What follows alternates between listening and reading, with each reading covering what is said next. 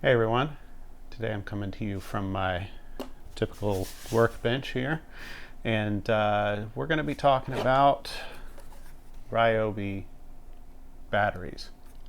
This specific battery, was dead for about, I would say about 4 years, and it had died just after the warranty ran out, of course. I kept it because I hated to throw it away. It was still fairly new, a couple years old.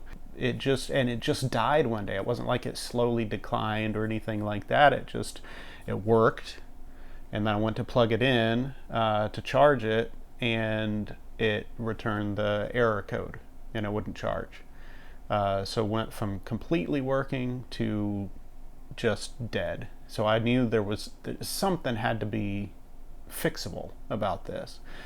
Everything I saw, all the videos I saw, were kind of scary. I didn't want to destroy my battery or drill into the side of it to try to fix it. So it kind of scared me away.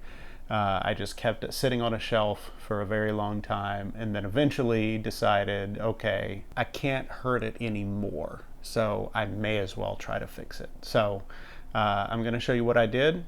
I appreciate you tuning in today. If you haven't already, go ahead and subscribe to the channel so you can see more of these projects that I do. But for now, let's take a look.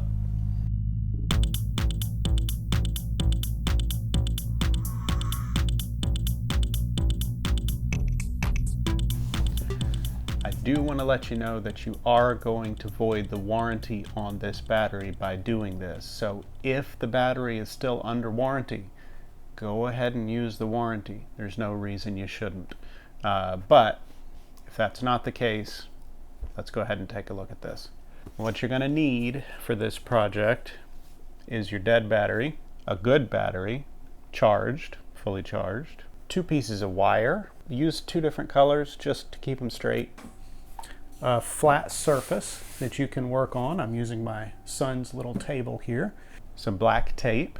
This is not the right tool to use, but if you don't have a set of security bits, which is what these screws are, they have a little pin in the middle of them that will keep this from going all the way in.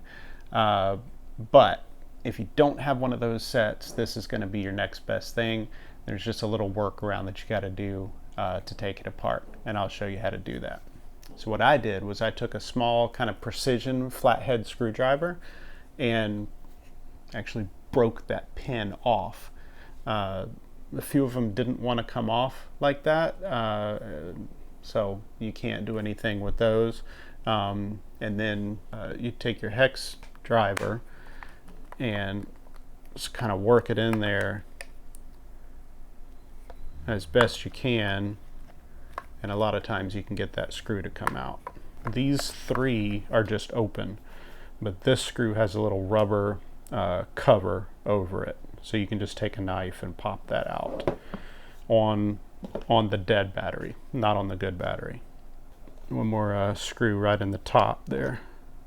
Got my screws out. Allen wrench did its job. It takes quite a bit of force to get those out, and those screw heads are not going to be pretty when you're done with it. So there we go. Make sure you can see that. So that top piece just pops off.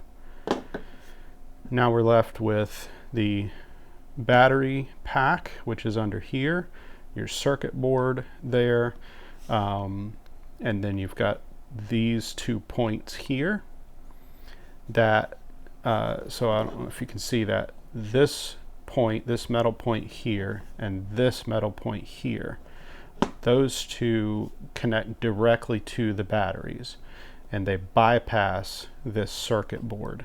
That's what you got to do, because essentially what happens is the batteries are supplying too low of a voltage for the charger to recognize it. Once it gets to that point, the charger just says, forget it, I'm not going to charge it.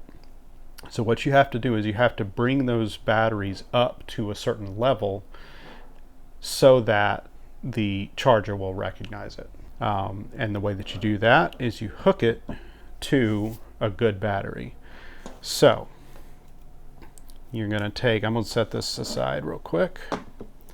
You take your wires one at a time and put on the negative side here, whichever one. I'm going to use the black for negative and white for positive, like so.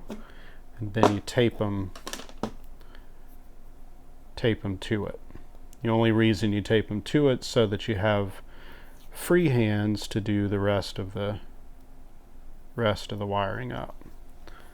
So I do it like this. Just hold it in place there.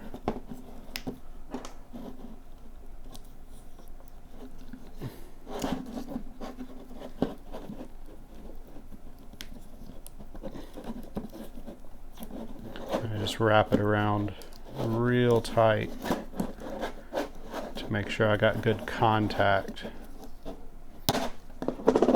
with the contacts. You don't want these to touch, so make sure you keep them separate. Now, here's the thing. I already did this one, so I'm not going to actually connect these, but I wanted to show you how I did it. So I